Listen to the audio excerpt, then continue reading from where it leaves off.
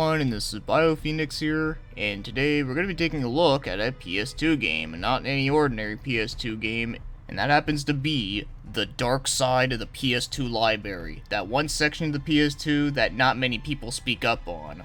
And out of many things that fall into the dark side of the PS2 library, it's the Simple series we're taking a look at today. So the one that I picked from their massive library happens to be called Special Forces. So the game came out in 2006, and it actually came outside of Japan too, but only in Europe, and it was published by Essential Games over there, and it was developed by a company called Vingt-et-un Systems. I have no idea how that is pronounced, and you're probably thinking that's a typo, but no, that's actually what they're called. In fact, they actually put out some of the more decent games that came out of the Simple series. And two examples that I can give that I played would be Yakuza Fury and Splattermaster. But one extra one I will mention just because it's interesting is that they also made The Adventures of Darwin, which is actually one of the rare exceptions where a Simple series game actually got released in North America. So after knowing that, could it be possible that Special Forces could be another diamond in the rough scenario? Because I refuse to say the other word. So as you might have already guessed, that this game is actually a squad-based shooter, kinda similar to Rainbow Six. And you can actually change perspectives from being a third person to a first person. So now let's get moving on and start talking about the game's story. So this game takes place in the year 2015, where they probably got everything wrong. So apparently there is a squad team group called SACT, or SACT, Special Assault Combat Team. And they are the best thing that's ever happened to Japan's defense team for that they take down the biggest terrorists. And this game focuses on 4 characters that you can play as, and those guys being Joe Thompson, Chris Brackett, Ray Sato, and finally, Will Wright. Now here's the number one question: will Will Wright do it right? And yeah, that's the most story you'll get out of this game. So yeah, who cares about any of these people? You're just trying to take down some terrorist motherfuckers. So before you start up the game, you can select your loadout of different guns, and of course, if you level up enough, you can unlock newer guns. And leveling up all depends on how high your ranking is during each mission. And you can select 2 out of the 4 characters for every mission. And some characters do have some differences, like some of them move faster than others, some of them also have more health than others, just subtle stuff like that. And then you get to select the mission you want, select which difficulty you want, and of course you can play it on higher difficulties to acquire more experience points. And when you look at this, it awfully looks very familiar. It looks a lot like the menu system for Earth Defense Force, which is another Simple series game. So I'm sure they let them use that asset for this game. So as soon as you start up the mission, the first thing you're going to notice is that no matter what you do, this motherfucker keeps calling you non-stop. And they're telling you no shit things that should be obvious. Anyone remember that one flash animation on Newgrounds Metal Gear Awesome? Well, in case you haven't, well, here it is. Shut up, for Christ's sake, I know how to climb a ladder. Jesus, ow, my ear. So imagine that, but times infinity. And you're probably thinking, oh, it's only the first level, right? As annoying as it is, they just want you to get used to the game. Am I right? No, it still continues throughout all the other levels. Usually it'll just nag at you saying that there's enemies about, watch out. Yeah, no shit, I'm not done with the mission yet, so shut the fuck up. I wouldn't be surprised if the person that's calling you in this game is just so lonely that he's just desperate for attention. And what the crap, I haven't even talked about the gameplay yet, and I'm already bitching about one thing over and over. So okay, once you put up with that annoying turd, the main objective here is that you gotta clear out the entire area. So you can shoot them till they fall on the floor, and you can arrest them, and you can get a lot of points out of it. Or you can just shoot them in the head and they die instantly. It doesn't matter which way you do it, as long as the terrorists are out of the picture, then the mission complete. But the game mostly wants you to try to capture all the terrorists because, like I said, you get more points out of it, where if you just go around killing everything in sight, then you're not going to get as much EXP at the end, and you're also going to get a lower rank. And you can command your partner to do different things, like opening up doors, or going out action, or to stay put, all the typical stuff you would expect for this type of game. But yeah, the concept is rather simple, no pun intended. So now, let's get moving on to the game's controls, and are they good, or are they shit? So after knowing where this game came from, I mean, like, just take a guess. Like, it doesn't take a genius to figure it out. But yeah, it's shit. So the button layout is like super fuckular. So circle is to crouch, X is to accept things, so that's pretty normal. Square brings up the map, triangle brings up the status screen. Why the fuck is this the status screen? I have no idea. R1 is to shoot, and L1 is to switch weapons. And by the way, you can actually switch to your fists in this game. Yeah, can you imagine like a SWAT team member running around punching people? Different directions on the D-pad allow you to interact with your partner. R2 and L2 is to strafe, and if you double tap them, you can actually do a barrel roll. And moving should be obvious, and now you're probably thinking, well, that doesn't sound super fuckular. And that's because I haven't even talked about the aiming in this game yet, because my god, it is unlike anything that I've ever seen. And it doesn't matter which perspective that you play the game in, it still controls like ass.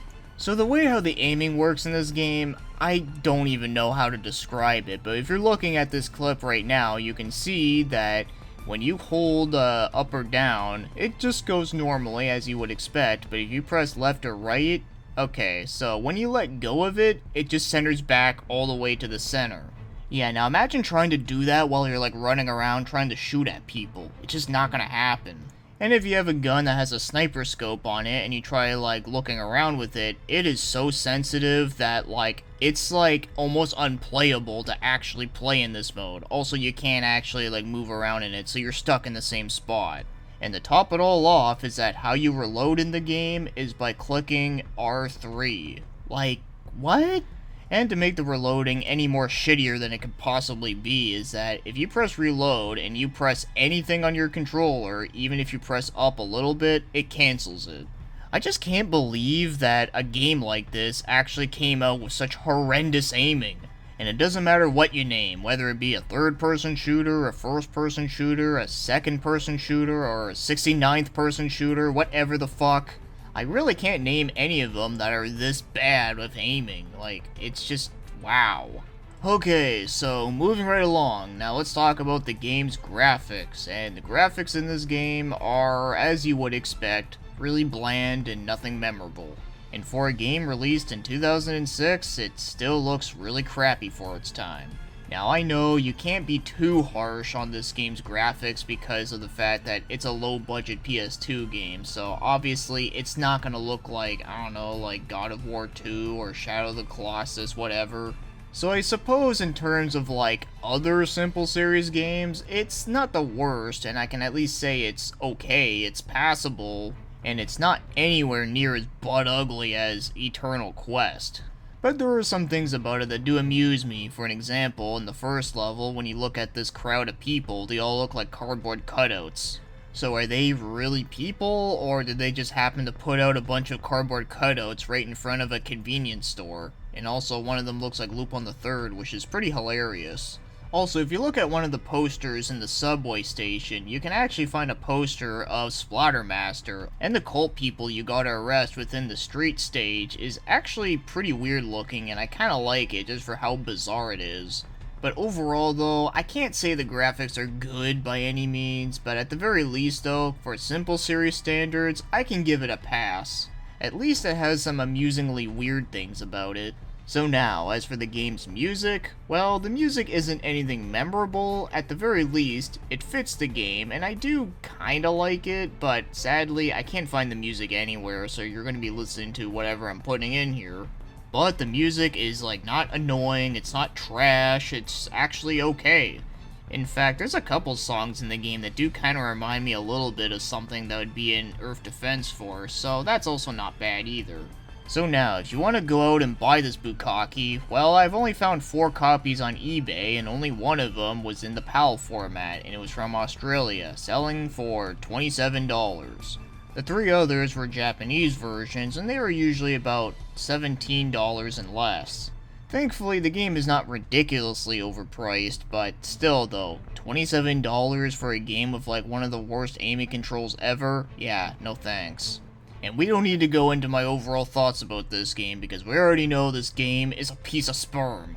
And I'd rather tie grenades to my pubic hairs than having to play this shit again. Like, holy cock, like, even Kupasaning is a better game than this. And as I said, I can't think of another shooter that has worse controls than this. Like, not even like Daikatana or Turning Point Fall of Liberty or whatever that boring ass fucking game was called. Like, even those games don't have as bad controls as this, and that's saying a lot.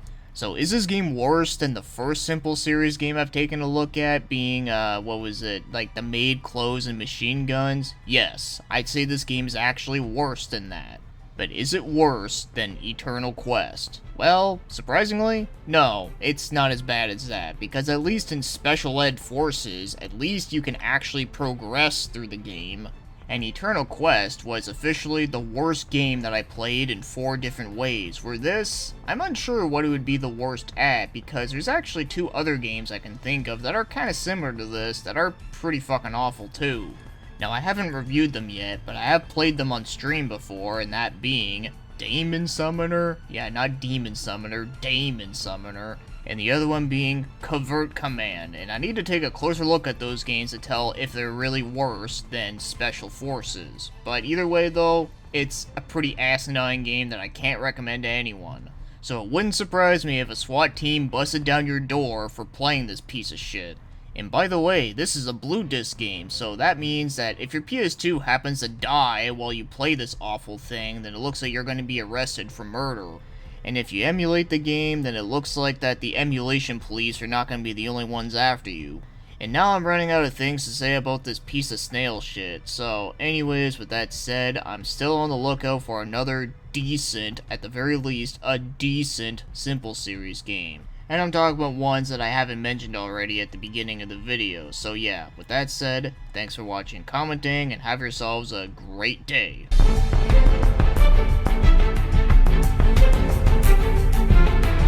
You know what I hate? Fucking sewer levels. Like, even in games that I really love that happen to have sewer levels, they're like my least favorite part about it. So you can imagine how I feel about it in a game that sucks monkey fucks.